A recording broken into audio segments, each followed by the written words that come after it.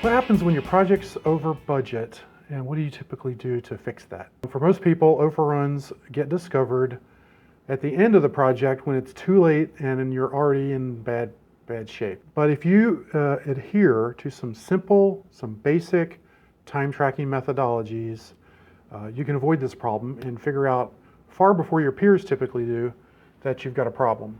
How do we do this? So first, you're going to break the project into sequential phases.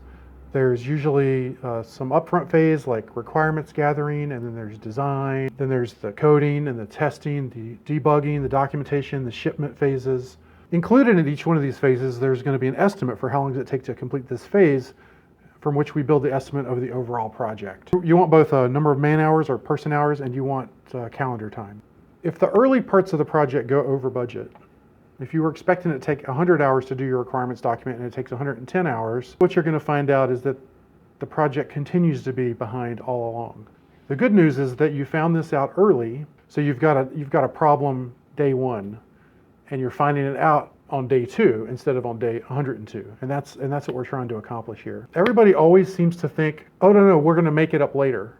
And whether it's a software project or an architecture project or a road building project, it typically doesn't work out that way. If you're behind, you're going to stay behind. So we're going to use this methodology and find out early that things are broken. You can get more people applied to the job.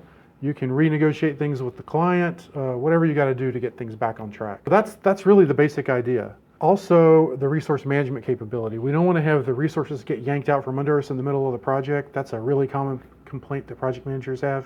The best thing to do about that is to get a commitment up front from everybody that these resources are really going to be the ones you get, and you're going to get to keep them. To summarize, one, we want to get the first phases, the estimates, and see if we're meeting those estimates at the very early phases of the project. If we're not, we know we have a problem. Number two, have contractual relationships with our suppliers so that we can make sure we really are going to have the resources when we need them. That's how you use time tracking to keep your projects from going haywire.